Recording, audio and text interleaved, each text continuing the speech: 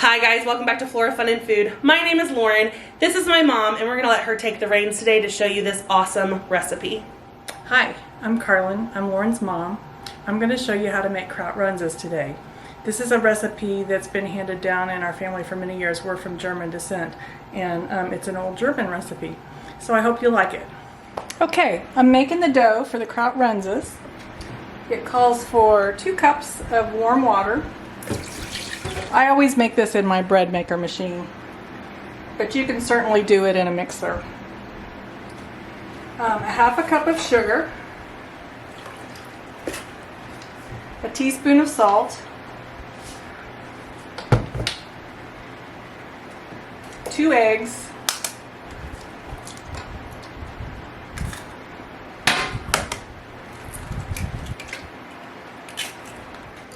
three tablespoons of shortening. I just use butter. And then I add 7 cups of flour,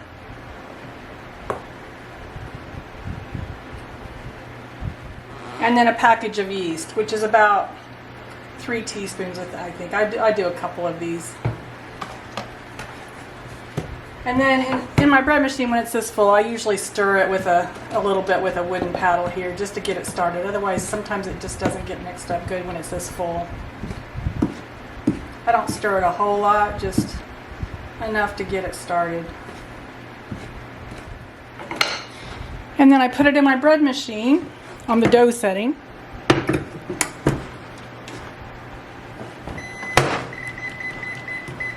And hit start, and I let it do all the work. It mixes it, it lets it rise, and then I take it out and use it.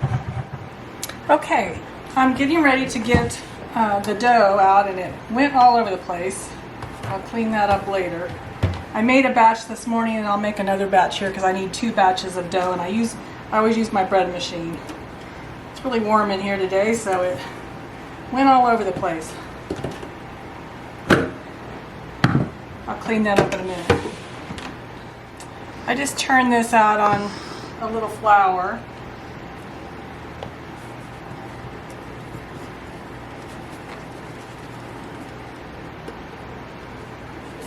And then we'll cut this into 12 pieces and roll it into circles to make our Kraut Runzas. Okay, now I'm going to cut up the onions for the Runzas.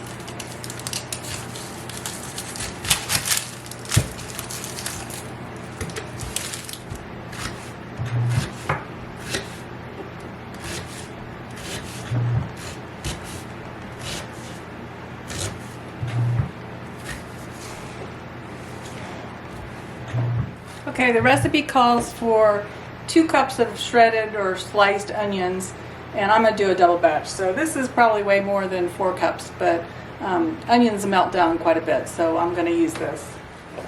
I already shredded the cabbage earlier. I had a huge cabbage, and so it made a whole lot, and the recipe calls for 4 cups of shredded cabbage, so I'm going to use about 8 cups of this. Okay, we're going to make the filling for the Kraut Runzas, and you need to saute 2 pounds of ground beef, so I'm going to do 4 pounds since I'm doing a double batch. And then I'll talk you through making the cabbage and onion mixture in a second. But I'm going to get the ground beef started first.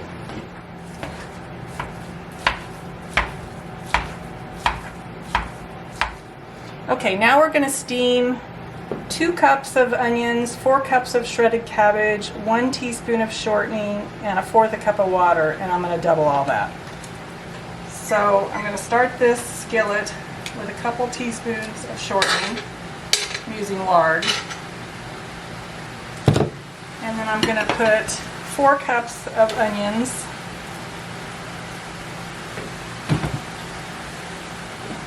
and 8 cups of cabbage.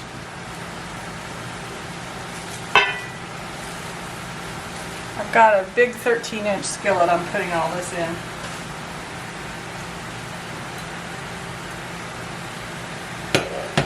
Then I'm going to put a 1/2 cup of water, and we're going to steam this until it's nice and cooked. And then we're going to eventually add some spices and mix the hamburger and the cabbage mixture together. I really like this paddle that cuts up the ground beef.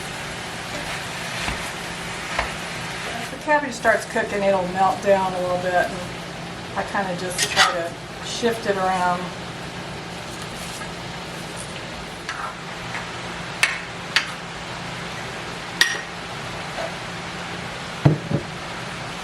I'm going to drain the juices from ground beef.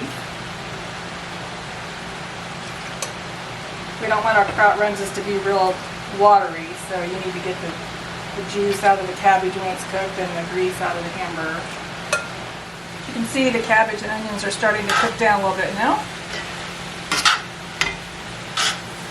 We're just basically steaming these. If they get too dry, you might need to add a little more water, which I think I'm going to do. It's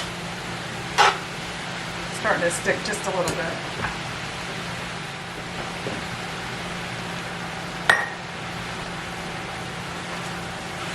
Okay, the recipe says to combine the cabbage and hamburger mixture and then add the spices. I think I'm going to add the spices to the hamburger and just mix the two together. I don't think it really matters, but it calls for a tablespoon of salt, so I'm going to add 2 tablespoons of salt since I'm doing a double batch.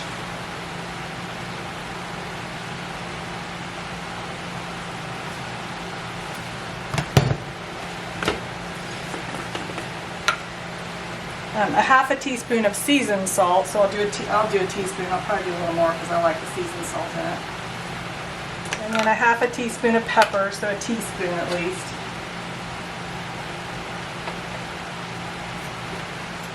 And then a tablespoon of Worcestershire sauce, and I like lots of Worcestershire sauce, so I usually add a little more of that as well.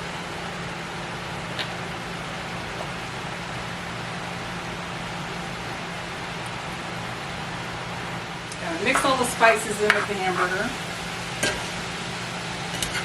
The recipe also calls for monosodium glutamate, half a teaspoon. I don't ever put that in.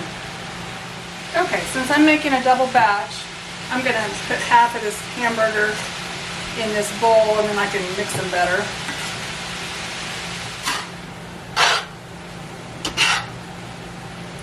Okay, it says to steam this for about 10 to 15 minutes. I do it until it's tender.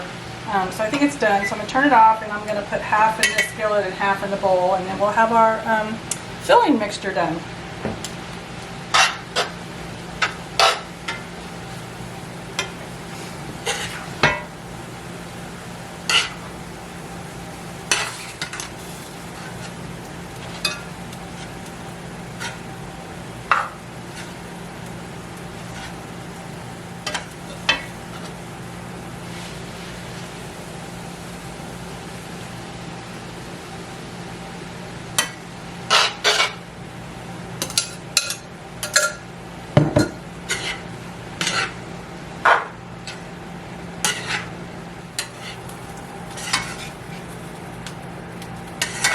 Okay, have all the filling mixture ready to go. Okay. We have our dough now, and we're going to roll it out into, we're going to cut it into 12 pieces and roll it out into circles and then put filling in it. So I like to clean off my stovetop really well and use this glass top to roll on. So I'm going to cut this into 12 pieces. And you can make them smaller. I've made them smaller before, which is nice if you're taking them to a potluck or something.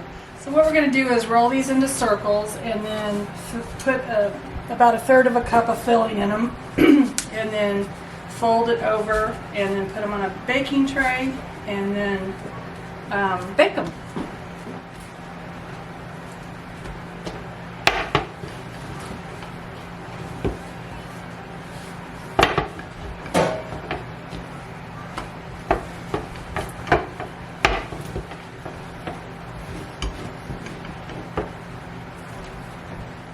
Okay, I'm going to put like a heaping cup of, like 1/3 of a cup of heaping on the top of this. And then take a cup of water and kind of get the edges wet.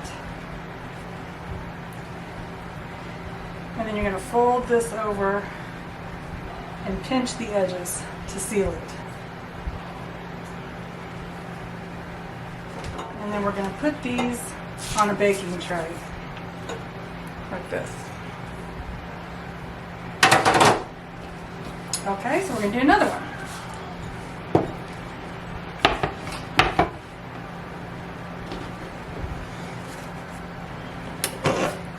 got our first pan ready to go. If you were going to make little ones, just, cut your dough smaller like this and make smaller circles. You can almost even pull them with your hands.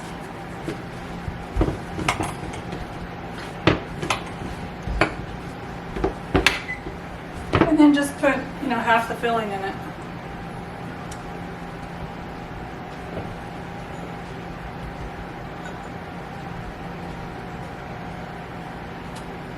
And you've got smaller ones.